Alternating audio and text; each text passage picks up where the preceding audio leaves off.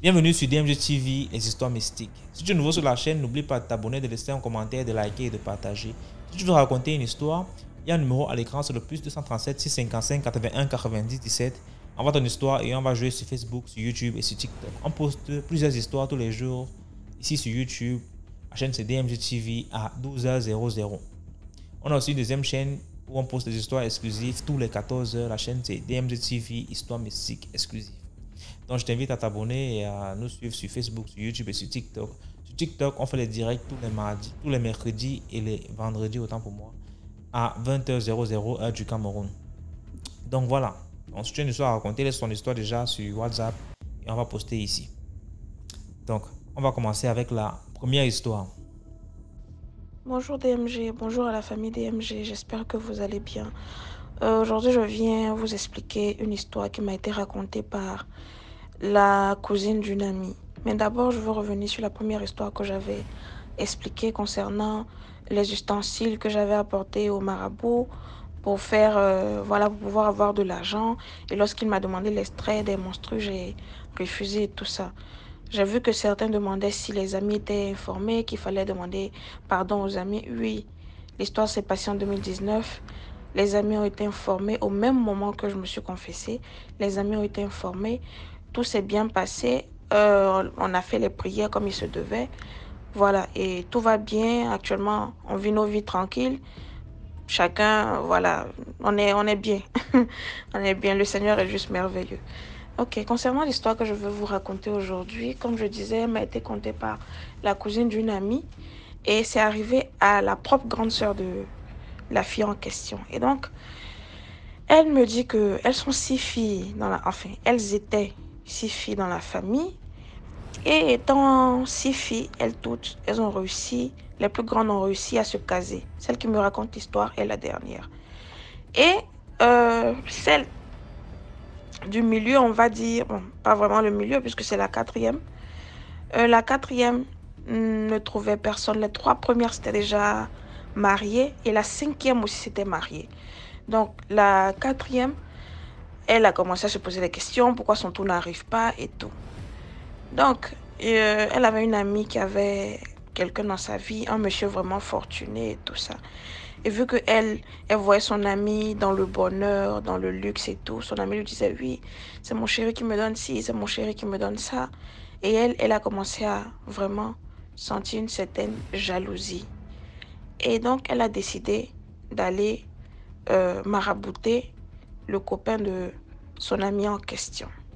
Et donc, elle l'a fait, elle a marabouté le monsieur et ils se sont mis ensemble. Elle et le monsieur se sont mis ensemble. Le monsieur a demandé sa main, ils se sont mariés et tout. Ils sont allés vivre ensemble dans une autre ville. Et donc, elle va vivre avec le monsieur. C'est dans sa nuit de noces là que tout va se passer. Le monsieur lui dit, moi j'étais tranquille dans mon coin et c'est toi qui es allé me chercher. Elle dit, mais elle ne comprenait pas. Elle dit, mais comment ça en fait que c'est moi qui suis allée te chercher? Le monsieur lui dit que moi, je fais ceci, cela pour avoir mon argent. Et donc, il lui explique que maintenant qu'ils sont mariés, ils ont un lien. Lui, elle et lui sont liés. Lui, pour avoir son argent, il doit faire ses déchets sur elle pour pouvoir avoir son argent. Donc, elle est en panique. Elle ne comprend pas. Elle a juste vu quelqu'un de friqué avec qui elle voulait se mettre. Mais voilà, le monsieur lui parle de déféquer pour pouvoir, excusez-moi si je reviens dessus, pour pouvoir avoir son argent et tout. Elle dit qu'elle a dit, mais comment elle va faire? Elle dit, elle a accepté, si c'est pour l'argent, elle a accepté. Et donc le monsieur, il faisait ça à tout moment. Quand il se réveillait le matin, il y avait plein d'argent et tout auprès d'elle. Et il lui a dit de ne jamais rien dire à qui que ce soit. Elle dit à un moment donné, ça n'allait plus. Elle-même, elle sentait comme si elle était en train de faner. Ça n'allait plus, elle tombait malade et tout ça. Donc, elle voulait maintenant contacter sa famille pour leur expliquer ce qui se passait. Le monsieur lui a dit que si elle informe sa famille, elle meurt. Et donc, elle continuait dans la même chose là, dans la même chose, jusqu'à ce qu'elle-même, elle commence à sentir que son corps était vraiment en train de sentir, de pourrir. Et elle a vu que c'était une urgence. Elle a donc appelé sa famille pour leur dire, voici ce qui se passe, voici ce qui se passe. Ses parents sont allés donc la chercher en urgence et ils l'ont ramenée chez eux à la maison. Mais c'était déjà trop tard. Mais avant de mourir, elle a quand même pu leur expliquer ce qui s'était passé, que normalement le monsieur, c'était le chéri de sa camarade, mais elle a tellement été envieuse qu'elle a décidé d'aller voir un marabout pour pouvoir faire ceci, cela. Et voilà maintenant ce qui s'est passé. Et voilà, la fille en question dit que quand sa grande sœur a fini d'expliquer l'histoire, ça n'a même pas fait 48 heures, ça n'a même pas fait 48 heures et elle a rendu l'âme. Juste dire qu'on doit vraiment, vraiment faire attention. Le monde est mauvais. Le monde est mauvais. La convoitise, l'envie, c'est de très grands défauts. Le monde est mauvais. Il faut vraiment faire attention. Que Dieu vous garde. Merci beaucoup pour l'histoire. Maintenant, on passe à la deuxième histoire. Coucou DMG. Bonsoir. Comment tu vas? La famille DMG, comment allez-vous? J'espère que vous allez bien. Ok, aujourd'hui je vais vous raconter une histoire venant de moi. Ça fait une semaine. Oui, ça fait une semaine. J'ai fait un rêve. J'ai échangé avec ma mère biologique, dans le songe. Et elle a fait quelque chose que j'ai pas apprécié. Déjà, je vis pas avec ma mère. Je vis pas avec ma mère. Donc, du coup, elle a fait quelque chose que je n'ai pas apprécié. Donc, du coup, je lui faisais le reproche. Et pourquoi tu as fait ça et tout. Et elle, tout en colère, elle m'a giflé. Elle m'a giflé. C'est comme ça que mes frères étaient là, hein, tous ont pris la part de ma mère et tout. Donc, du coup, je me sentais encerclée. Comme ça, quand je me réveille, parce que de ce rêve-là, je l'ai fait, il était 3 heures. Oh, oui, désolé. Il était 3 heures comme ça, hein. 3 heures. Et je me suis réveillée. Ensuite, je me suis endormie. Quand je me lève le matin, 9h, 8h, je me mire toujours. Donc, du coup, quand je regarde le miroir, je vois une trace. Je vois des griffes sur mon visage. Je vois des griffes sur le côté, là où ma mère m'a giflé en fait. Et je vois deux longues griffes. Je dis Seigneur. Pourtant, j'avais pas ça dans la nuit. Hein. J'avais pas ça avant d'aller me coucher. Je vérifie toujours mon visage. J'étais choquée. J'étais vraiment choquée. Donc, c'est maintenant que j'ai réalisé que ce qui se passe quand on vient t'attaquer, spirituellement, tu le ressens physiquement en fait. Donc, c'était ça. Qu'est-ce que vous en pensez en commentaire? Merci beaucoup. C'était une petite histoire. Merci et bonne soirée. Merci beaucoup pour l'histoire. Maintenant, on passe à la troisième histoire. Bonsoir DMG, bonsoir la communauté DMG, j'espère que vous allez bien. Partagez, likez, commentez. En fait, aujourd'hui, j'aimerais vous parler de mon histoire. C'était vraiment compliqué et j'ai pris force à venir raconter cette histoire parce que j'avais écouté l'histoire d'une fille qui parlait d'anciens rois dans l'avant-dernière vidéo que DMG avait publiée. Et ça m'a poussé aussi à raconter mon histoire parce que j'ai vécu quelque chose dans ce genre vraiment compliqué, je vous dis. Donc, c'est comme ça, je ne vais pas vous dire là où l'histoire se déroule, parce que je pense qu'il y a beaucoup qui pourront me reconnaître. Donc, l'histoire s'intitule « Un accouchement difficile ». Je me rappelle, mon histoire, ça se déroule en 2019. J'étais enceinte. J'avais eu vraiment des problèmes avec le père de ma fille dès le départ. de la grossesse et tout, parce qu'il ne voulait pas. Et après, bon, bref, il est venu, il a reconnu son enfant, bref. Normalement, j'étais censée accoucher à 9 mois, comme toute femme, voilà, en termes de sa grossesse, mais malheureusement, Dieu a décidé autrement. Donc, c'est-à-dire, j'ai accouché à 7 mois et demi. J'avais pas encore le trousseau, j'avais rien, c'était un peu compliqué, mais bon, on avait programmé faire le trousseau à 8 mois. Mais malheureusement, ça ne s'est pas fait parce que j'avais accouché avant. Donc, donc je suis partie à l'hôpital. Je me rappelle, c'était un mercredi. Donc, c'est comme ça. Je m'en vais à l'hôpital. Ma mère m'a emmenée à l'hôpital et tout. Je pars, on fait l'échographie. On dit non, là, c'est compliqué parce que normalement, l'enfant n'est pas encore retourné. Donc, c'est-à-dire, l'enfant était censé en fait être retourné dans le ventre. Donc, c'est-à-dire la tête en bas, les pieds en haut. Mais malheureusement, la petite était en position siège. J'attendais une fille. Voilà. La petite était en position siège. Et on a dit, bon, là, vous pouvez pousser comme ça, mais la tension, elle est élevée. J'ai dit, bon, on fait comment? On fait l'échographie, on regarde un peu. Non, mais là, c'est pas possible. Là, vous allez devoir aller en salle d'opération. Je paniquais et tout. En même temps, le père de ma fille, ma belle famille était déjà là et tout. Excusez-moi, c'était compliqué. Donc, c'est comme ça, on part à l'hôpital. Excusez-moi. Donc, c'est comme ça, on part en salle d'opération. Mon frère me poussait, on est parti en salle d'opération. D'opération pour moi. En même temps, il y avait une dame, un corps ils sortaient en fait de la salle d'opération. J'ai eu peur, je criais, je pleurais. J'ai dit, ça y est, là, je vais mourir. Voilà, il y a une dame qui vient de mourir autant pour moi, dans cette salle d'opération et tout. Là, c'est fini pour moi, je vais mourir. Je paniquais, je pleurais. Je dis, mais mon frère aussi pleurait, il paniquait. Non, je ne vais pas te perdre, ça va aller, t'inquiète. Pendant ce temps, monsieur, lui, il était debout, il me regardait, il regardait mon frère comme si rien n'était.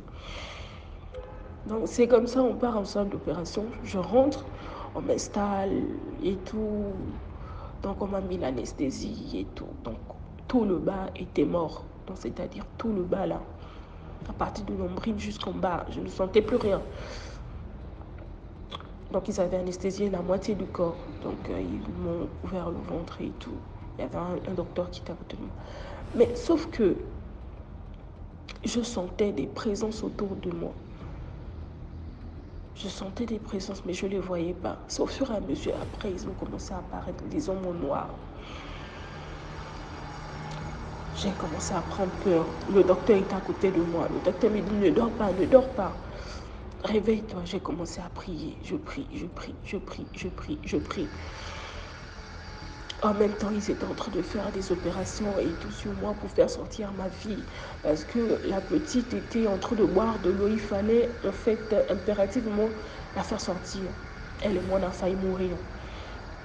C'est comme ça, par la grâce de Dieu, la petite est sortie. Mais la petite ne pleurait pas.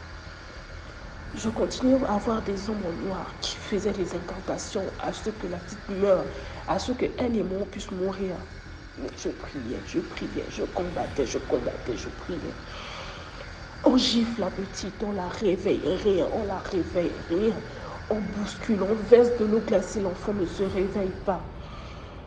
Je vous assure que dans tout ça, j'étais là, je paniquais, mais en même temps, j'avais envie de dormir parce que, en fait, j'étais faible. J'étais vraiment faible, je ne comprenais rien. Donc, c'est comme ça, par la grâce de Dieu, l'enfant a peut-être fait 5 à 10 minutes comme ça, en giflant, réveillant, rien. On l'a donné une dernière gifle. J'ai dit que Seigneur, si tu es là avec moi présentement, c'est toi qui as permis à ce que cet enfant puisse rester en vie. J'ai fait pratiquement 7 mois et demi. Le col est ouvert, je marchais. L'enfant pouvait sortir à tout moment, mais toi, tu as permis à ce que mon enfant soit là. Seigneur, tu ne vas pas m'abandonner. Dans ces moments-là, non, jamais. C'est comme ça, le docteur a donné une dernière gifle et s'est réveillée. Elle a crié, elle a poussé un cri. Aussitôt, elle a poussé le cri. Aussitôt, je me suis endormie. Donc, c'est comme ça, je me réveille. Je me réveille à 6 heures. Donc, en fait, ça s'était passé à 2 heures, j'avais accouché. Et moi, étant donné que j'étais anesthésiée et tout ça, après ça, j'avais dormi. Je me suis réveillée dans les... Je suis sortie... non, je me suis réveillée vers les 10 heures, 11 heures comme ça. Ma famille était autour de moi. Mes familles étaient là, tout. C'était compliqué, mais bon. Je me sentais mal, je ne pouvais pas bouger, je ne pouvais pas bouger la tête, mais voilà. Après, ils m'ont apporté le bébé, j'ai vu ma fille et tout. Maintenant, après ça, étant donné que je ne pouvais pas rentrer chez moi parce qu'il y avait ma mère n'était pas là et tout. Donc, en fait, pas qu'elle n'était pas là, elle était là, mais juste qu'elle n'était pas disponible. Elle travaillait, c'était vraiment compliqué. C'était vraiment compliqué. Donc, ma belle famille a proposé à ce que je vienne chez eux pour s'occuper de moi. Et on a pesé ma fille faisait dans les 1,8 kg. 1,8 kg, je vous dis. Presque le kilo de riz. Donc, 1,8 kg et tout. Donc, il fallait bien la couvrir, il fallait qu'elle mange, il fallait vraiment s'occuper d'elle, il fallait s'occuper de moi. Moi-même, je ne pouvais pas me lever, c'était compliqué. Donc, c'est comme ça, je viens chez ma belle famille et tout. Ils se sont occupés de moi, la famille était autour de moi, mes parents venaient me rendre visite. Voilà, tout le monde était là. La petite allait bien. On est rentré, la petite dormait avec moi et tout.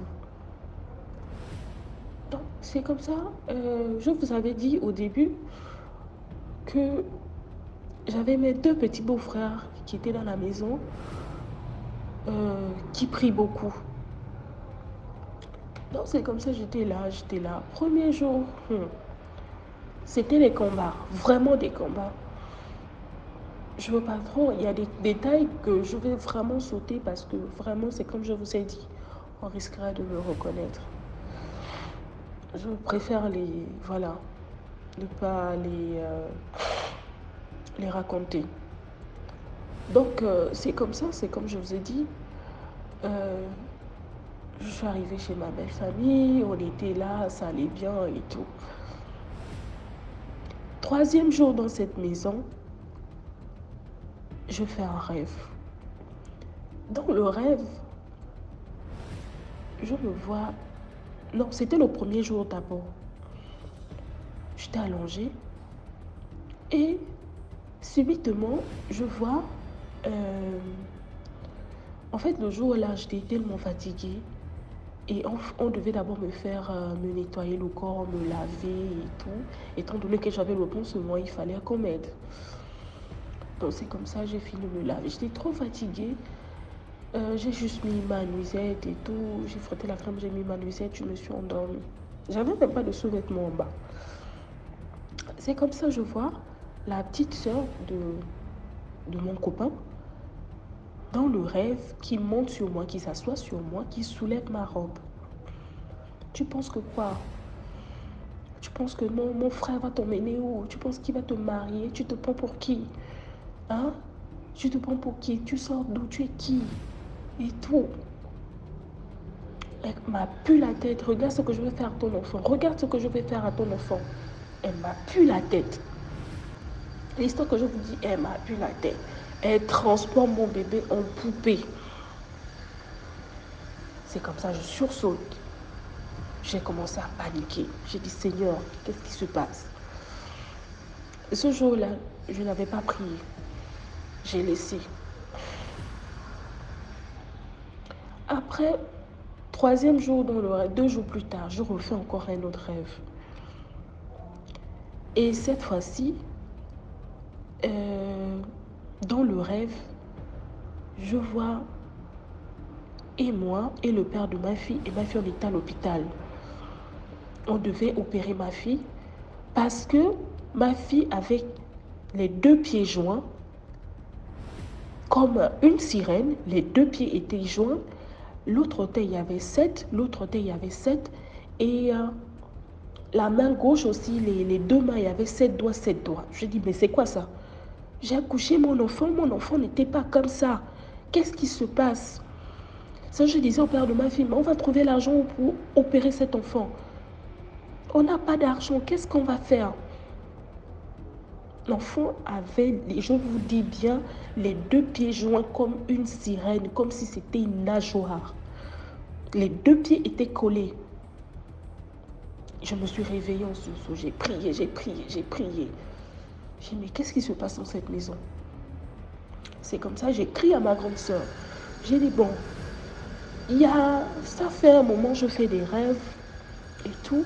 C'est quoi le totem de notre famille? Ma sœur me dit, pourquoi tu demandes ça? Je dis, mais je veux savoir. Parce que depuis un temps, je fais des rêves, mais je ne comprends pas. C'est quoi le totem de notre famille? Elle me dit, moi-même, je ne connais pas. Attends, je vais demander aux parents. Je demande à ma mère. Ma mère ne veut pas me dire. J'ai dit, mais on est où là? Je suis plus une petite fille que vous allez chercher à protéger. Je veux savoir qu'est-ce qui ne va pas. Qu'est-ce qui ne va pas? Je veux savoir. Donc moi d'abord dans ma famille, normalement quand on accouche, d'accord, on fait des rituels. Donc c'est-à-dire on invite les parents, on invite les oncles, les tantes, les gens, et ils viennent faire les rituels, ils coupent, ils sacrifient des poules, ils font des rituels, ils donnent le vin aux ancêtres, ils font beaucoup de choses. Mais sauf que moi quand j'ai accouché, j'ai consacré mon enfant à Dieu. Je n'ai pas fait ce rituel-là. Je ne sais pas si c'est à cause de ça. Je ne sais pas. À ce moment, le père de ma fille, c'est un chrétien. Moi-même, je suis une chrétienne. Ce sont des choses que moi, je ne pratique pas, que je ne connais pas. Donc, c'est comme ça.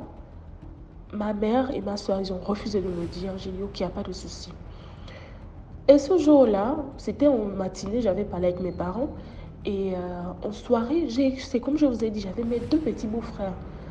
Donc, j'avais un qui est le petit frère direct de mon copain et tout, qui commençait à prier. J'ai dit, mais tu pries, tu commences à prier? Il me dit oui. J'ai dit, bon, je vais me rejoindre à toi. Je vais me joindre à toi autant pour moi. C'est comme ça, je viens. J'ai mis ma robe, l'enfant dormait, il était minuit, je signale. Ma fille, elle dormait déjà, je l'ai laissée dans la chambre et tout. Je suis venue au salon, il priait, on a commencé à adorer, on a commencé à prier. J'ai dit, Seigneur, je ne sais pas ce qui ne va pas. Je ne sais pas ce qui se passe avec mon enfant. Je ne sais pas ce qui se passe avec mon enfant. Mais Seigneur, montre-moi quel est le totem de notre famille, quel est le problème avec mon enfant ou quel est le problème avec moi, je ne sais pas. Je veux savoir, montre-moi, ouvre-moi les yeux et enlève les écailles qui sont sur mes yeux, je veux savoir. On a prié, on a prié, on a prié, on a prié. C'est comme ça que je m'en vais dormir. La fin de prier, il était 1 heure par là. C'est comme ça que je m'en vais dormir. Et je vous assure, non, Dieu est merveilleux. Je dors. Quand je dors, j'entends une voix qui me parle, qui m'appelle.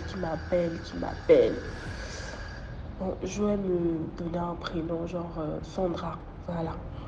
Sandra, réveille-toi.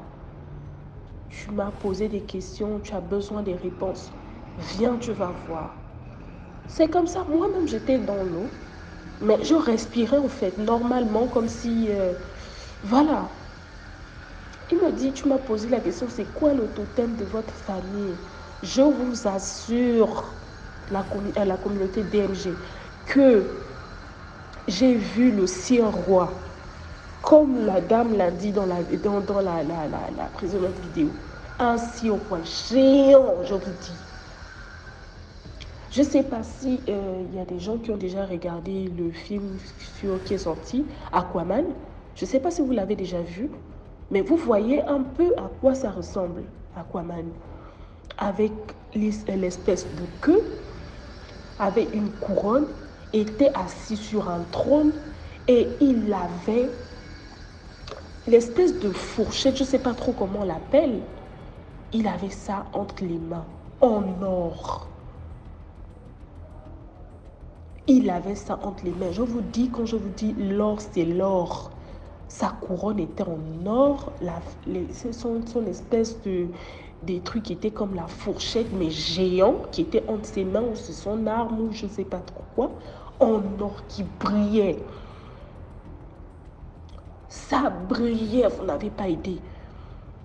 Il me dit, c'est ça là, le totem de votre famille, le sire roi.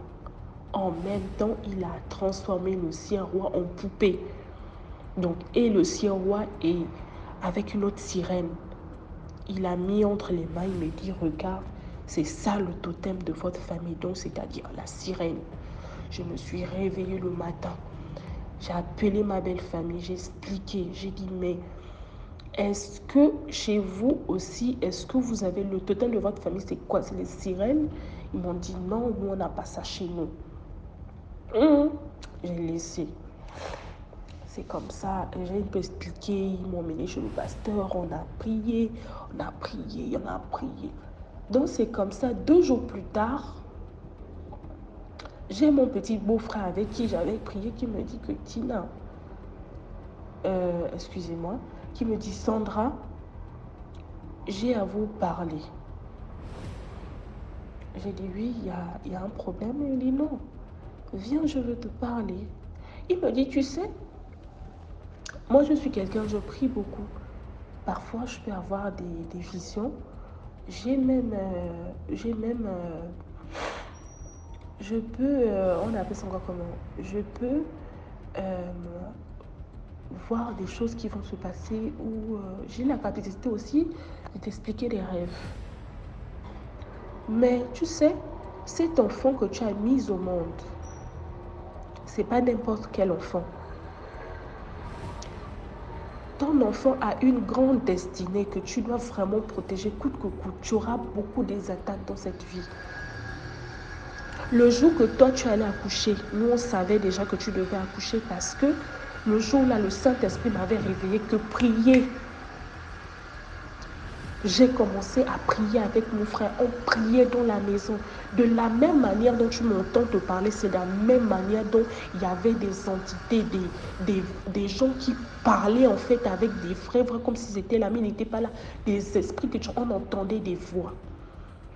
Que l'enfant là, vous n'allez jamais la voir. Cet enfant brille trop, vous n'allez pas la voir.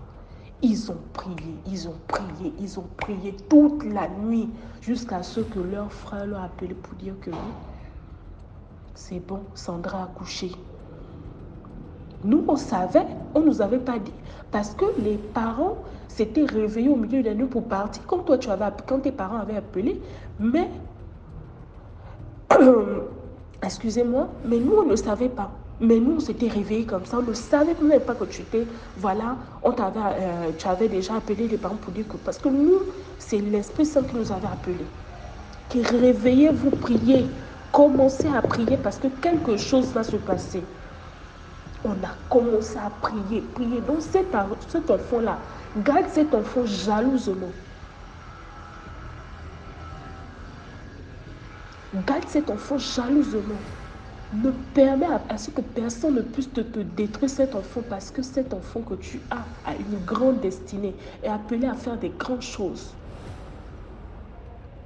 C'est pour vous dire que les mamans, les papas, protégez vos enfants comme si c'était des œufs. Protégez-les coûte que coûte parce que c'est très important. Pour un rien. quelqu'un peut voler la destinée de votre enfant. Pour un rien, quelqu'un peut vous voler les étoiles de vos enfants. Je vous dis, moi, mon enfant là, c'est un miracle de Dieu. Cet enfant, c'est Dieu qui a voulu qu'elle soit en vie. C'est Dieu qui a voulu qu'elle soit là. Il y a des détails que je ne peux pas vous dire. Je vous dis. Il y a des détails vraiment que moi, je ne peux pas vous donner ici. Que je garde pour moi. Mais moi, les jeunes moments, les jeunes filles, ne dites pas que, ah, voilà, j'ai accouché, c'est bon, je peux dormir, c'est bon. Non! Quand vous accouchez, après accouchement, c'est un autre monde. C'est plus comme si vous étiez seul. Non. Vous allez avoir les attaques de tous les côtés, je vous assure. Si vous n'êtes pas debout, si vous ne priez pas, je vous dis qu'après ça, j'ai vécu beaucoup de choses que je ne peux pas vous expliquer parce que ce sera trop long. Des attaques venant de mon côté, du côté du père. Mais je vous dis que c'est compliqué. Mais gloire à Dieu, son père, c'est quelqu'un qui prie beaucoup. Moi-même, je prie. Sa marraine prie beaucoup. Gloire à Dieu, mon enfant va bien aujourd'hui, mais il faut toujours rester dans la prière. Toujours rester dans la prière. Même si tu es loin, il faut toujours protéger ton enfant. Encore merci, c'était le message, c'était mon témoignage. C'était l'histoire que je voulais partager avec vous aujourd'hui. Je ne sais pas quelle heure DMG va publier la vidéo, mais je resterai toujours là et à vous écouter dans les commentaires. Même si vous n'avez rien à dire, dites juste merci pour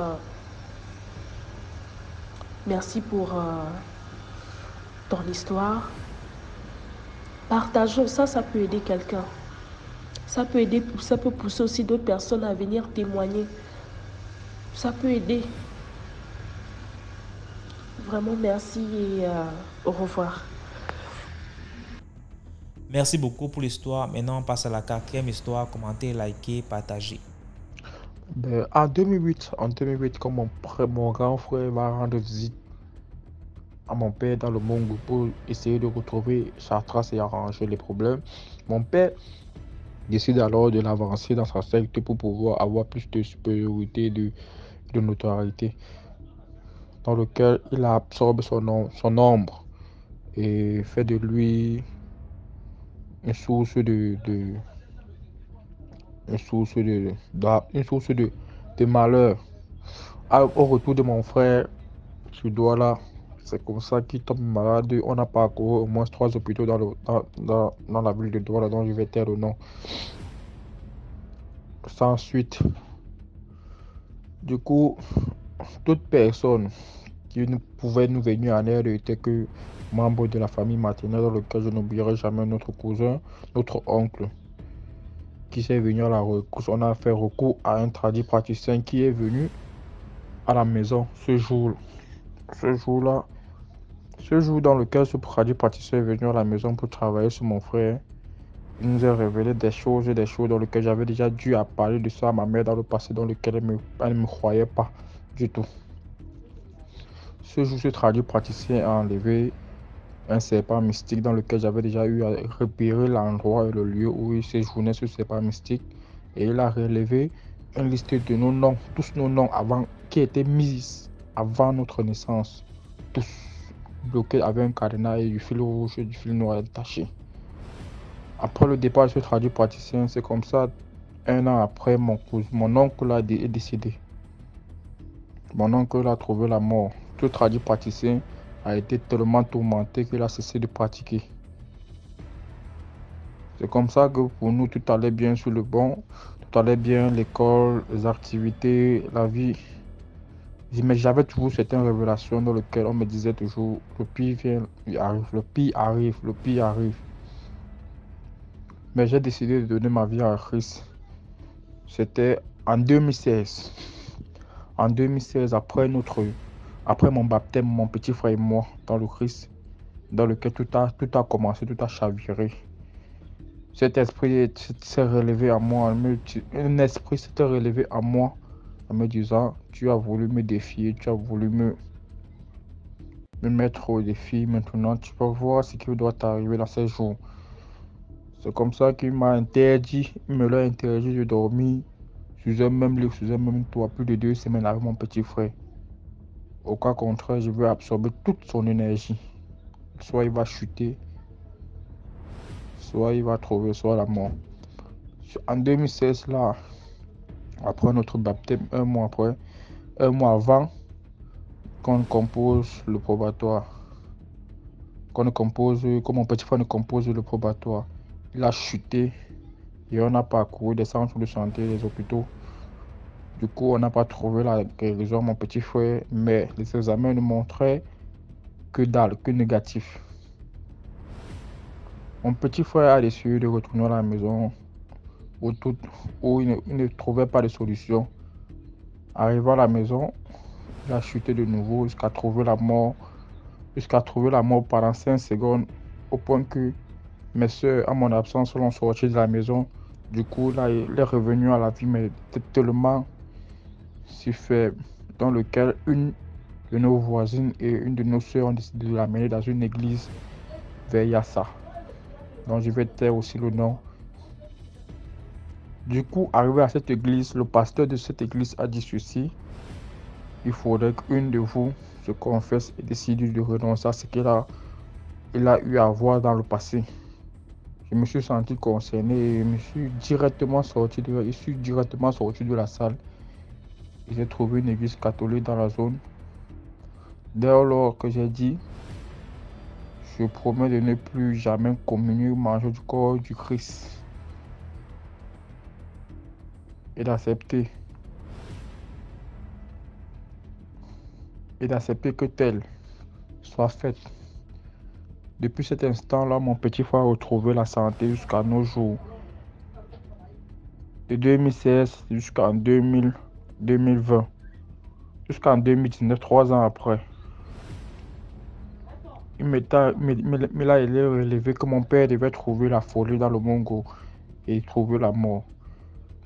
Mon père a trouvé la folie, a été fou dans le Mongo en 2018. Après cette folie, il a signé un autre. Il a signé un autre pacte dans lequel il m'a été relevé dans une secte, dans une révélation dans laquelle je vous parle des choses qui sont vraies. Et parce que je vous dis c'est vrai, parce que mon père, après cela, il me l'a tout dit, que tout ceci était vrai, qu'il ne sait pas comment j'ai su tout ça.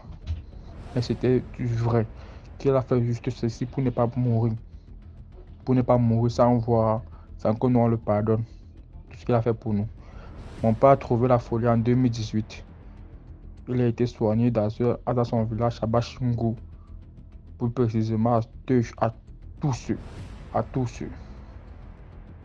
Sa sœur, qui était proche de nous, était la reine mère de la secte dans le camp dans lequel il m'était relevé. En 2019, mon père, dans une vision dans laquelle je me suis retrouvé avec lui, il m'a proposé des choses dans lesquelles j'ai renoncé. Il a essayé de me menacer en disant il va finir avec mes 2 sœurs.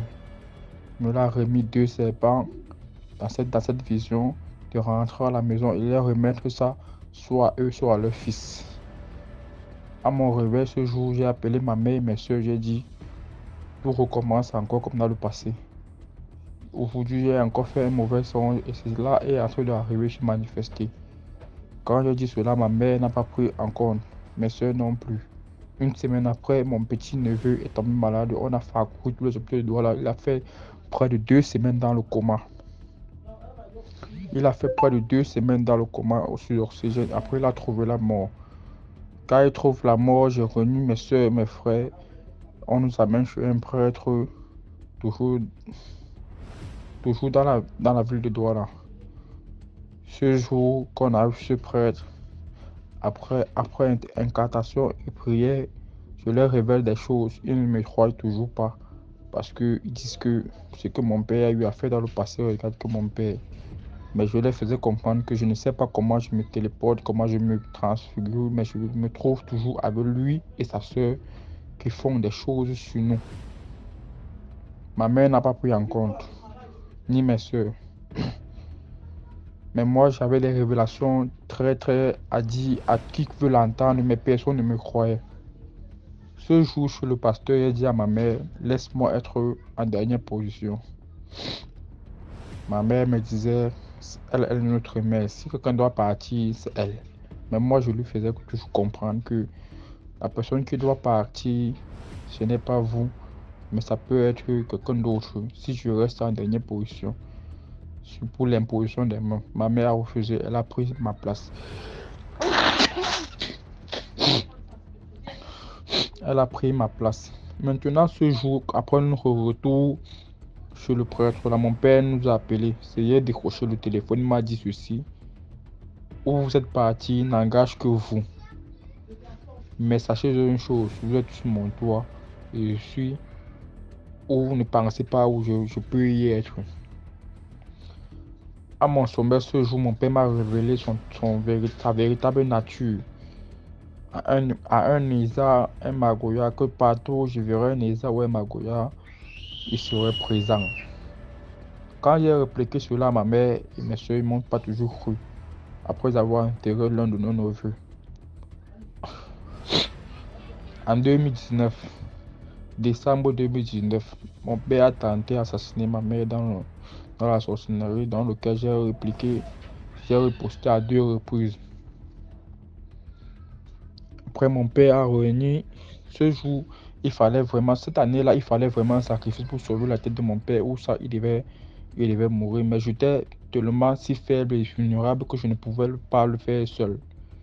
Parce qu'il fallait que lui quitte pour que nous trouvions la paix. Lui quitte pour que nous trouvions la paix. Maintenant, en 2020, janvier 2020, mon père décida de réunir toutes ses énergies et tout son village pour assassiner, pour donner la mort à ma mère, pour trouver la gloire à son tour. Avec l'aide de son frère et de sa soeur, ils ont fini ma mère dans leur secte traditionnel, dans leur secte à eux. Parce que cette secte est tellement si vaste, il y a tellement de personnes, tellement de gens, tellement de monde dedans que quand je passe dans le quartier, tout le monde me regarde au travers, tout le monde me vénère parce que ils ont décidé de faire de moi leur leader et parce que je suis quelqu'un qui réunit beaucoup de personnes autour de moi. Maintenant, ce 24 janvier, ils ont décidé de finir ma mère sur mes yeux pour me dire que rien ne peut les dépasser s'ils veulent, ils vont faire ce qu'ils veulent. Après l'enterrement de ma mère, ils ont siégé et m'ont invité. Tout ça, c'est dans le spirituel dans lequel j'ai posé des questions physiques à mon père. Il m'a dit que c'est ça. Que si je refuse, je vais seulement continuer à enterrer mes frères jusqu'au dernier. Maintenant, quand j'ai dit à mon père, moi je suis encore jeune, à mes 30 ans, je verrai mieux ce que je vais décider. Mon père a dit que tu as tout ton temps d'accepter. J'étais la seule personne qui pouvait toucher les 5 francs de mon père après le décès de ma mère. Mais une de mes soeurs a failli. Elle allait prendre l'argent de mon père à mon insu et a dominé et m'a contredit. En 2023, ma soeur est tombée malade d'une maladie dans laquelle les hôpitaux de Douala, que ce soit le ministère de la Santé, n'ont pas trouvé de quoi elle souffrait. Parce que ma soeur, elle est allée indexer directement ma tante, la petite soeur de mon père, en disant que je sais que c'est toi qui as fini avec ma mère, c'est toi qui veux finir avec nous. Ma soeur, à mon insu, quand je suis arrivé, j'ai posé des questions, m'ont dit qu'il se fait déjà trop tard. J'ai parcouru dans tous les domaines, dans Dans tous les domaines que je pouvais y faire, j'ai parcouru avec ma soeur. Je n'ai pas trouvé guérison. Du coup, mon père regrettait déjà ce qu'il a fait, au point de vouloir se donner la mort pour vouloir tout arrêter en voyant ses enfants souffrir de tout et de rien, parce qu'il avait signé quelque chose dans lequel il ne pouvait pas, il ne maîtrisait plus l'ampleur, parce que au fur et à mesure que ça durait, les gens ne feraient que s'incruster dans leur secte et qu'ils ne voulaient que tirer des énergies sur nous. Après le décès de ma soeur en 2023, en janvier 2023, 3 ans après le décès de ma mère, moi j'ai décidé de partir parce que ma mère est revenue une fois après le décès de ma soeur en me disant ceci: si tu veux arrêter tout ça, il faut quitter où tu es, couper tout lien avec eux. Après ceci, 3 mois après cela, le décès de ma soeur, que j'ai enterré ma soeur, une de mes soeurs est encore tombée malade et et on m'a relevé toujours que ça va continuer comme ça jusqu'à ce que je vais accepter de porter la succession de mon père.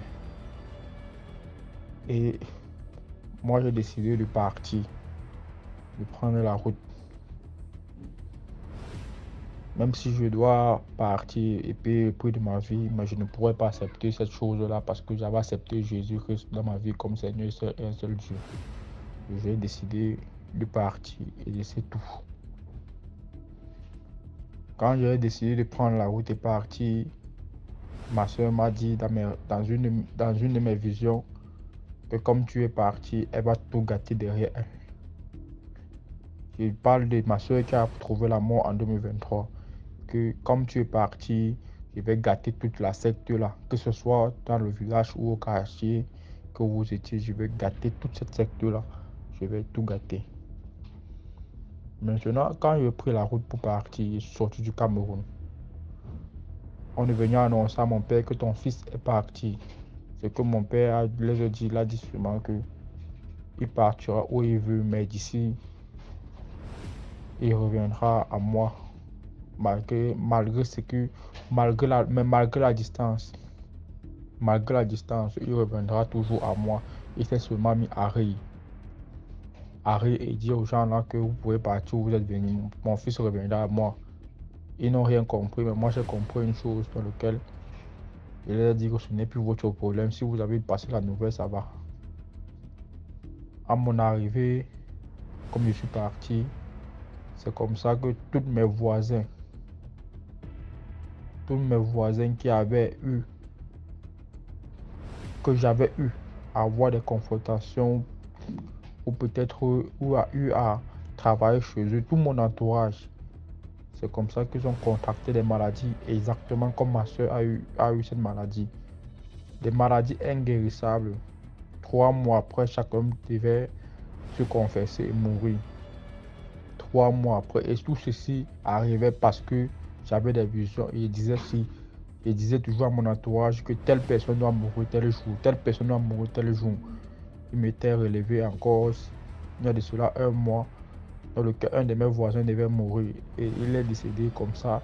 Et il m'a été relevé qu'après son décès, il ne va encore avoir une femme qui doit décéder toujours dans mon secteur d'ici le mois de mai-juin. Il m'était relevé sur cela. Maintenant, si j'ai décidé de me confesser sur toi ou décidé de te relater mon histoire, c'est parce que depuis étant tout petit, j'ai eu ces révélations. Je ne sais pas de qui, je ne sais pas comment, mais chaque jour que je dors, je me retrouve toujours ailleurs, même où je suis actuellement, je me retrouve toujours en compagnie des gens dans lesquels je ne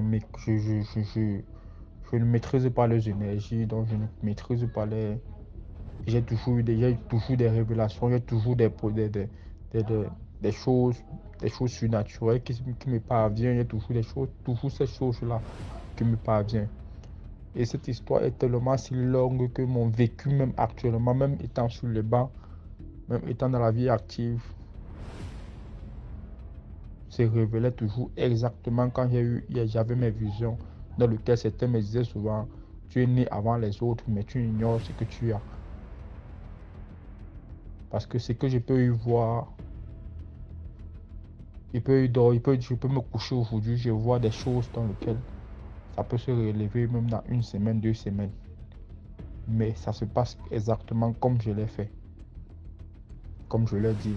Donc, si ma mère et mes frères m'avaient écouté étant tout petit, quand j'avais l'âge de 3 ans, peut-être tout cela ne devait pas arriver, qu'on devait décider de partir. Parce qu'après mon départ, que je suis parti du Cameroun, j'ai décidé d'enlever mes soeurs et mes neveux dans cette maison et laisser ça à mon frère et mon père. Parce que mon frère aîné a décidé de se rattacher à mon frère, à mon père, pour pouvoir tout nous manipuler de la sorte. Et moi, avec mon petit frère et mes soeurs, j'ai décidé de vouloir contrer ça et accepter Dieu comme seul et unique sauveur dans notre vie. Merci beaucoup pour l'histoire. Maintenant, on passe à la 5e histoire. Toujours laissez un like, s'il vous plaît. Laissez un like. Coucou DMG, j'espère que tu vas bien. Ça, c'est une première pour moi. Franchement, d'habitude, je suis en sous-marin. J'écoute les histoires des autres. Ça m'édifie, ça me permet encore de mieux, me consacrer à ma foi, de me consacrer en fait à ma vie chrétienne et tout. Et aujourd'hui, je me suis dit, bon, vu que j'ai vécu quelque chose de très particulier hier, je me suis dit, pourquoi pas aussi participer à l'édification des autres. Donc déjà, merci beaucoup pour le travail que tu abats. Vraiment, je trouve que c'est très édifiant. Et je crois fermement qu'au travers de ton émission, il y a beaucoup de gens qui prennent conscience du monde dans lequel ils vivent et prennent conscience vraiment de l'importance d'avoir Jésus à ses côtés. En tout cas, moi, ça m'a vraiment permis de prendre conscience de l'importance de Jésus et de beaucoup plus m'investir en fait dans ma vie chrétienne. Voilà. Donc, déjà avant d'arriver à hier, parce que c'est justement hier que j'ai vécu en fait cette situation bizarre, je veux retournons quelques jours en arrière, où pendant un rêve, il y a quelqu'un qui me dit durant le rêve que le 21 février, tu iras en prison. Mais quelques jours après, tu en ressortiras. Et après, bon, la personne s'en va et je continue mon rêve tranquille. Donc, quand je me réveille, j'y repense un peu. Je me dis, bon, c'est quand même étrange, c'est tout. Et je me dis, comment ça la prison? J'ai rien fait, je ne vais pas aller en prison. Après, je réfléchis, je me dis, bon, peut-être la personne parlait d'une prison spirituelle. Je dis, ah, ok, prison spirituelle, d'accord. Et effectivement, à partir du 21, j'ai vécu de ces choses. Vraiment, c'est Dieu sait. J'ai vécu de ces choses. J'étais dépassée. C'est-à-dire bizarrerie sur bizarrerie. Que ce soit dans le monde physique comme dans le monde spirituel. Je vivais des choses trop bizarres. Au travers des rêves, au travers des trucs vraiment dans le monde réel. C'était bizarre. Mais vu que j'avais déjà été prévenue, je me disais, ah, donc c'est ça en fait que la personne appelait prison et tout.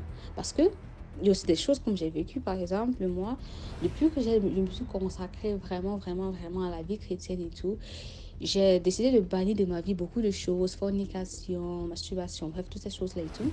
Ce qui fait que, et justement, à partir du 21, j'ai été tentée. Et même mon ami avec qui je sors actuellement, qui avait déjà accepté la situation, il s'est fâché. Oh, machin, comment je suis avec toi et tout. Donc, franchement, j'ai vécu des choses cette semaine, mais j'ai pu gérer. C'est ce que j'ai vécu hier, là, qui m'a dit, maman. En fait, ça m'a vraiment me fait me dire, que frère, je suis vraiment en prison, hein. Alors, qu'est-ce qui se passe hier? Hier, donc, comme je dis, je suis allée faire sport. Ça, je l'ai dit. Bon, je sais pas, mais en tout cas, hier, c'était dimanche. Je suis allée faire sport le matin. Après, je rentre. J'écoute Pasteur Marcelo jusqu'à 12h30. Après, j'ai envie de prendre un bain. Genre, je me fais couler un bain et tout. Et dans le bain, parce que généralement, quand je prends un bain, c'est pas juste un bain comme ça. Généralement, c'est parce que j'ai envie de méditer. Donc, je vais dans la baignoire et tout. Et je mets la chanson de Daniel Banham. Je sais pas si vous le connaissez. C'est un chanteur de l'Éternel. Il chante trop bien. Très spirituel. Très guidé par Jésus en tout cas. Donc, je mets une chanson. Sa chanson, c'était quoi? Bref, je mets plusieurs de ces chansons en tout cas. Moi, dans le secret Dieu des esprits, des prophètes, bref, sa collection en tout cas. Et je me laisse bercer par ça, et tout, et tout. Après, je sors de la baignoire et tout, je mène ma vie tranquille. La nuit tombe donc. Voilà, la nuit tombe, je suis là avec mon ami. On est ensemble, on veut dormir. Et là, je sais pas, moi généralement, je suis quelqu'un, pour que je dorme, il faut que la pièce soit noire. Il faut que la pièce soit dans l'obscurité totale. Et il ne faut aucun bruit. S'il y a un bruit autour de moi, je ne peux pas dormir. S'il y a juste un brin de lumière, je ne peux pas dormir. Je dois dormir dans l'obscurité totale et dans le calme absolu. C'est comme ça que je dors. Ce n'est que comme ça que je peux dormir. Donc, hier, bizarrement, j'ai eu envie d'écouter la chanson de Daniel Banham avant de dormir. La chanson « Un mois dans le secret ». Chose que je ne fais jamais, chose qui ne m'arrive jamais. Mais hier, je n'ai pas compris le pourquoi, mais Dieu me manquait. Je ne sais pas comment expliquer ça, mais je pense que les chrétiens comprennent quand je dis Dieu me manquait. Parce que parfois, quand tu es trop chrétien et tout, que tu aimes trop Dieu et tout, comme c'est mon cas, parfois il te manque. Parce que quand tu aimes quelqu'un, c'est comme ça. Parfois, mon ami me manque. Donc, parfois aussi, c'est normal que Dieu me manque. Et parfois, je fais des choses pour pouvoir me rapprocher au maximum de Dieu spirituellement. C'est-à-dire, je peux écouter des chansons, je peux commencer à prier. Donc, il y a des choses que je fais. Et ce qui s'est passé hier, avant de dormir, j'ai ressenti un manque. Je me disais, waouh, Dieu, je t'aime trop et tout. Il faut que je me rapproche un peu plus de toi ce soir. Je dois vraiment entrer dans ta présence. Et là, une idée m'est venue en tête. Écoute la chanson de Daniel Banham en dormant. Chose que je fais jamais, mais ce soir-là, bizarrement, j'ai voulu le faire. Donc, je mets sa chanson. Moi, mon ami à côté, il voulait pas dormir avec la musique. Moi, si. Donc, ce que je fais, c'est que je mets la musique et je baisse le volume pour que ça ne le dérange pas particulièrement. Moi, j'ai baissé le volume, c'était vraiment... on pouvait écouter, mais pas trop. Voilà. Donc, avant de dormir, laissez-moi d'abord vous dire, parce que la soirée vraiment s'est annoncée bizarre déjà, parce que ça se voyait déjà à des milliers de kilomètres que cette nuit allait être bizarre. Moi, je suis quelqu'un, j'imagine des choses parfois. Donc, je connais que j'ai une imagination débordante. Donc, parfois, j'imagine avoir vu des choses, mais je ne prête pas attention parce que, gars, je me connais. Donc, hier, j'étais couchée, lui, il dormait déjà. Et je regardais le plafond. Et quand je regarde le plafond, j'ai l'impression de voir des nuages noirs qui s'y déplacent. J'ai vraiment l'impression de voir des nuages noirs, en fait. Après, je me dis, c'est mon imagination, c'est pas important. Après, il y a une atmosphère pesante qui s'est fait ressentir dans l'appartement. Franchement, j'avais l'impression qu'on était entouré par une énergie extrêmement occulte. Mais jusque-là, je me dis toujours, non. C'est mon imagination. Moi, je ne voulais pas me dire que c'était réel. Moi, je me dis non, c'est mon imagination. Mais quand même, avant de dormir, j'ai pris le soin de prier. J'ai prié pour moi, j'ai prié pour lui. Je nous ai couverts dans le sang de Jésus. J'ai dit vraiment, Seigneur, protège-nous et protégez ma famille, bref, tout le monde. Et je me suis endormie. Quand je dors, je suis dans ses bras. Et le téléphone est loin de moi. Là, franchement, ça pouvait être à 50 cm de moi. C'était vraiment loin. C'était vraiment éloigné de mes oreilles et tout. Je suis en train de dormir dans ses bras. Donc, quand je dors, je fais le rêve. Maman, qu'est-ce que je vois dans ce rêve? Je suis là. C'est-à-dire, j'étais vraiment comme envoûtée. Il y avait une mère assise là. Elle me dit, tu vois cette viande? Je dis, oui, je vois. Elle me dit, c'est une viande faite de chair humaine. Elle me dit ça. C'est-à-dire, elle ne se cache pas. Elle me dit, parce que souvent, j'ai l'habitude de faire des rêves où on essaie de me faire manger des choses dissimulées. Mais je finis toujours par m'en sortir et ne pas manger. Mais ce jour, elle avait une confiance en elle. C'était incroyable. Elle était là, elle me dit, tu vois cette viande? Je dis oui. Elle me dit, cette viande, elle est faite de chair humaine. Je vais la préparer et tu vas la manger, Nahora. Hey. Bon. Moi, j'étais comme envoûtée. Je dis, ok, prépare, je vais manger. Donc, franchement, je lui ai dit ça. Je lui ai dit, ok, prépare, je vais manger. Donc, moi, j'attendais. Elle prend, je ne sais pas où elle a pris un bras, où elle a pris quoi. Vraiment, Dieu, je ne sais plus. Je ne sais vraiment plus. Je ne sais pas ce qu'elle a pris. Mais, mon Dieu, moi, je ne sais pas. Elle a pris une partie là. Elle a broyé. C'est sorti. Oh, Seigneur Jésus, qu'est-ce que j'ai vécu hier? Elle a broyé et tout. C'est sorti la viande hachée. Elle a donc transformé, elle a donc fait en sous forme de steak et tout. Elle a un peu assaisonné, tranquille. Maman, tranquille. Et elle a commencé à faire frire ça et tout. J'étais censée manger, hein. Uh-huh. Après, donc, dans le monde physique, je ne sais pas ce qui s'est passé, mais j'ai été projetée vers mon téléphone. Parce que comme je dis, moi, j'étais en train de dormir dans les bras de mon ami. Mais là, j'ai été projetée vers mon téléphone, de l'autre côté, et tout. Quand je suis donc projetée ainsi, c'est là maintenant que le son de Daniel Banham commence à résonner dans ma tête. Et que vois-je? Je vois donc un nuage autour de ma tête, extrêmement noir. Et à l'intérieur de ce nuage, je pouvais entendre tellement de personnes. Ce n'était pas juste une personne. Je pouvais entendre tellement de voix, plus des femmes, qui étaient en train de faire des incantations. Elles étaient en train de faire donc je ne les voyais pas physiquement, mais je voyais le nuage autour de ma tête et j'entendais des voix dans ce nuage-là. Elles étaient en train de faire des incantations et tout. Donc dans le monde spirituel, on est en train de préparer la viande que je devais manger. Dans le monde physique, on est en train de faire des incantations. Je ne sais pas si c'était pour me rendre ma boule, parce que vraiment j'étais ma boule. Quelqu'un me dit c'est une viande en chair, c'est une viande de chair humaine qu'elle va faire pour que je mange. Je dis ah non, je dis ok tata fait je mange. Vraiment j'étais ma boule et tout, et donc finalement c'était elle et tout. Donc bref, quand donc on me projette vers le téléphone, je vois ça. Après, la chanson de Daniel Banham commence à entrer dans ma tête. Ça entre. Et plus ça entre dans ma tête, plus le nuage se dissipe. Plus ça entre, plus ça se dissipe. Jusqu'à un moment, elles sont parties. En tout cas, le nuage a disparu. Le nuage n'a pas résisté. Le nuage a disparu.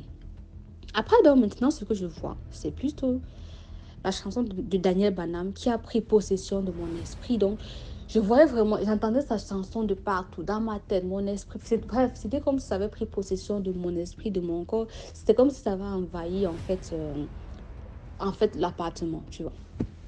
Ok.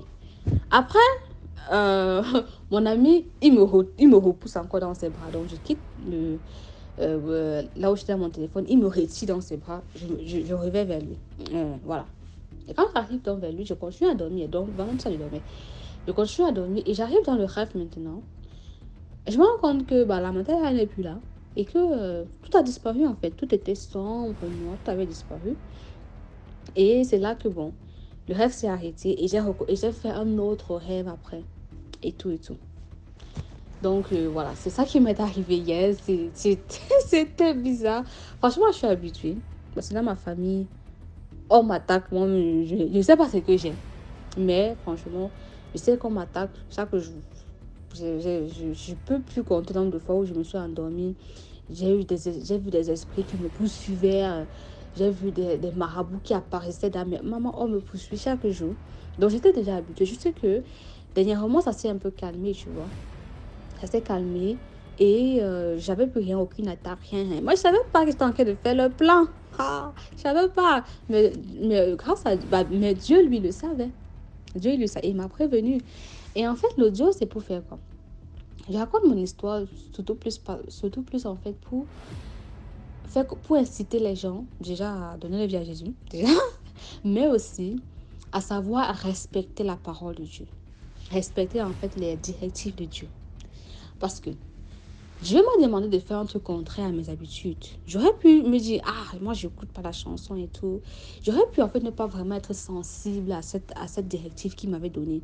Et comme à l'accoutumée, dormir dans le noir total, dans l'obscurité totale, dans le silence total. Et je ne sais pas, je ne sais pas, mais je me dis, si Dieu m'a demandé de le faire, c'est parce qu'il savait qu'il pourrait passer au travers de cette chanson de Daniel Banham pour pouvoir me protéger. Et veiller sur moi. Mais si je ne l'avais pas fait, est-ce que Dieu aurait toujours pu agir? Je ne sais pas. Et donc, l'audio, en fait, c'est une façon d'inciter mes frères, d'inciter les gens vraiment en fait, les gens qui sont chrétiens comme moi, vraiment chrétiens pratiquants et tout, que lorsque tu ressens dans ton cœur une directive particulière qui ne vient pas de toi, gars, fais d'abord. Surtout si ce n'est rien de mal, hein. C'est-à-dire, ce n'est pas va voler, va tuer, tu sens vraiment que c'est dirigé, tu sens vraiment que ça ne vient pas de toi, mais plutôt de Dieu et tout. Gars, fais d'abord. C'est parce que tu ne sais pas pourquoi il te dit de faire ça. Hier, comme je dis, si j'avais pas écouté Dieu et fait un truc contraire vraiment à mes habitudes, je ne sais pas ce qui se serait passé. Peut-être je serais même plus là vous parler, ou bien peut-être je serais là, mais mon esprit aurait été mangé depuis, je ne sais pas. Mais en tout cas, un truc se serait passé. Mais j'ai pu éviter, tout simplement parce que j'ai écouté Dieu. Il m'a dit, tu vas faire ci avant de dormir. Et j'ai fait tout simplement. Et j'ai vu le pourquoi. J'ai vu le pourquoi du comment, en fait. J'ai vu le comment du pourquoi. Bref, j'ai compris pourquoi il m'avait dit de faire ci. Et donc, c'est vraiment pour inciter les gens, surtout les chrétiens, parce que je sais que nous, généralement, dans nos familles africaines et tout là, on est persécutés, mais de ouf, je le sais. Et justement, c'est pour dire à ces gens, à mes frères dans le christianisme et tout, que vraiment, je pense pas qu'il y aura un jour où on ne sera pas persécuté. C'est-à-dire, même notre Seigneur, quand on suit lui, il a été persécuté. Et comme c'est écrit dans la Bible, on n'est pas au-dessus du meurtre. Donc, s'il a été persécuté, nous aussi, on le sera. Mais quand même, comme lui, il a été dirigé tout au long de sa vie par Dieu, nous aussi, nous sommes dirigés par Dieu. Nous sommes dirigés par lui. Nous sommes dirigés par lui. Et donc, c'est juste pour inciter les gens, quand tu ressens un truc dans ton cœur, papa, fais d'abord. Après, tu vas commencer à vouloir expliquer scientifiquement et tout et tout. Mais si Dieu dit va à gauche, papa, va d'abord. Si Jésus dit va à droite, va d'abord. Bref, si on te dit va. Si tu sens que c'est vraiment, ça émane de Dieu et que c'est pas de toi, fais d'abord. Après, tu vas comprendre. Parce que c'est pas la première fois que Dieu me demande de faire quelque chose et que je fais. C'est pas la première fois, en fait. Et chaque fois que je fais, je comprends le pourquoi, en fait. Et donc, vraiment, que Dieu vous bénisse, que Dieu te bénisse aussi, DMG, vraiment. J'espère qu'à travers mon histoire, beaucoup de gens vont commencer à prendre au sérieux, vraiment, cette sensation, vraiment, parfois, qu'ils ressentent dans leur cœur, qui ne viennent pas d'eux, mais vraiment, qui peuvent les sauver de beaucoup, beaucoup de choses. Voilà, vraiment, j'espère que je n'ai pas été très, très longue. Et bonne journée, bye bye. Merci beaucoup pour l'histoire. Maintenant, on passe à la 6e histoire. Bonjour la famille DMG et toute la team. En fait, je prends le courage de raconter cette histoire parce que j'ai suivi le témoignage d'une fille qui a parlé du garçon qui avait disparu. Voilà, comme devant le danger pendant que on a voulu... pendant qu'on cognait la tête, on voulait cogner le caillou sur sa tête. Ça me donne le courage aujourd'hui de faire mon témoignage parce que on a vécu ça aussi. Et avec les films, en fait, on a compris que soit c'était comment on appelle, les trucs comme les séries, là, en fait, téléportation. Voilà, exactement, téléportation. Et qu'est-ce qui se passe? Nous sommes jeunes, voilà, on a des voisins, et ces voisins, le papa, il vivait en Europe et tout, et il avait laissé son fils, en attendant qu'il soit un peu plus grand, pour le récupérer, en fait, chez sa mère. Donc, qu'est-ce qui se fait? C'est des vacances, et son père vient le chercher pour aller faire un tour. En fait, les maisons, c'était une allée. Il y avait pas mal de murs parce que c'était en construction. Il y avait des grandes maisons et tout. Et l'allée prenait juste une voiture. Donc, deux voitures ne pouvaient pas vraiment se rencontrer. Il faut attendre que l'autre sorte et tout. Vraiment un petit quartier chic et tout, propre, au calme. Il n'y avait pas d'herbe, hein. Il n'y avait rien du tout. Et nous, on l'enviait parce qu'on se disait, wow, et tout, voilà, lui, il a la chance, il va partir en Europe, c'est sûr, et tout. Nous, voilà, quoi. Qu'est-ce qui se passe? Nous sommes là le matin vers 9h. Voilà, c'est les vacances et tout, on n'a rien à faire. Donc, on sort, on se dit, on va passer un petit moment dehors et tout, parce qu'on n'a rien à faire chez nous. Et voilà le monsieur qui sort de chez lui. Et c'était notre camarade et tout. On avait peut-être 14 ans, oui, 14 ans à peu près, voilà. Et voilà son père et lui, son père a essayé de le prendre la main comme ça, par derrière, pour la lancer, bon, arrêter son bras en fait, pour prendre des nouvelles et tout. Alors, wow! Pendant que nous étions là, il y avait des gardiens. Un cobra qui est sorti de nulle part, hein. Il n'y avait ni fossé, ni rien du tout. Vraiment. Il n'y avait pas d'herbe en fait. Il y avait les cailloux comme ça, normal quoi, les graviers. Le cobra a surbi, mais vraiment comme si on était en Inde. Il a écarté son cou avec les taches et tout. Et le monsieur, il s'est arrêté, il a mis les bras en croix en fait, pour protéger tout, au cas où nous, derrière, on allait peut-être suivre un peu tout le monde et tout. Tous les gardiens étaient sortis, on s'est mis à crier « Ouais, ouais, le serpent, le serpent !» Tous les gardiens sortent directement avec les gourdins, les machettes. On aurait dit qu'ils étaient prêts, quoi, en fait. « Ouais, ouais, le serpent, bam !» Tout le monde arrive et tout. Le monsieur est face au cobra, mais vraiment face au cobra. Il ne bouge pas. Et puis, comme les gardiens et tout le monde voulaient, en fait, aller agir, lui, il était vraiment, mais vraiment à peine à 1 mètre du serpent. Ça veut dire quoi? Ça veut dire que s'il bougeait à gauche, il était mort. S'il bougeait à droite, il était mort. S'il faisait un pas en arrière, il était mort. Et le serpent lâchait pas. Ils étaient juste en train de se regarder en face. Du genre, je suis là pour toi. Il n'y a même pas la langue qui sort, rien. Il le défiait du regard. Et le monsieur disait rien, il savait que s'il regardait juste à gauche ou à droite, juste baisser les yeux, le mec, il attaquait, quoi. Il était déterminé, mais à finir avec le monsieur. Et on n'arrête pas de crier, wow. Donc le fait qu'il ait bloqué les bras comme ça, pour pas qu'une personne ne réagisse, même les gens qui sortaient de tous les côtés, tout le monde s'est paralysé du genre... comment on gère ça en fait? Si on fait trop de bruit, si on continue à crier, le truc il va réagir. Est-ce qu'il va bondir sur son cou? Est-ce qu'il va attraper son cœur? Non mais c'était trop près. C'était vraiment trop près parce que le truc, je te dis, mais s'il bondit sur son cou et que ça sort comme les films d'horreur et tout, mais en mode Anaconda là qui était sorti, en fait on était tous sidérés avec la phobie et tout, les enfants, tout ça. Et qu'est-ce qui se passe? On a l'impression que quelqu'un a éteint la lumière, papa, et a rallumé d'un coup. Wow! Le monsieur s'est retrouvé à plus de 10 mètres. Non seulement on était tous ébahis, le monsieur aussi était perdu. Il se retourne, boum, qu'est-ce que je fais là? Lui-même, il était dépassé en ouvrant, pam. Et le réflexe, il se retrouve à un niveau où il comprenait pas. Il se retourne d'un coup. Le serpent aussi n'a rien compris. Il se retourne en même temps, quoi. Du genre, quoi? Le serpent se dit, quoi? Nous tous, c'est du genre, non. Qu'est-ce qui s'est passé? Il y a eu manipulation de temps, il y a eu quoi? On n'a rien compris.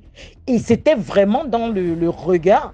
Le serpent n'a rien compris, nous on n'a rien compris, le monsieur n'a rien compris. Et quand le serpent s'est rendu compte, il a frappé sur le mur. Bam! Le mur du voisin. Et lui, il n'avait pas son entrée là en fait. Il avait l'entrée vraiment où il y a les voitures qui peuvent entrer normalement dans ce quartier résidentiel. Donc il n'y avait même pas, on ne voyait pas, c'était pas le genre, il est sorti de la barrière et tout. C'était vraiment que le béton. Le mec, il a frappé sur le mur, boum, lui aussi disparaît. Escroc! Mais c'est quoi ce truc?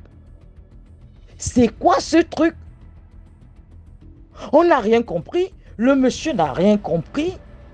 Et l'enfant même était paralysé et tout parce que il n'arrivait pas à bouger, quoi, en se disant, si je bouge, si ça se trouve, il va sortir du mur. Les gardiens, les machettes, tout le monde était en mode statue, quoi. Tu bouges pas.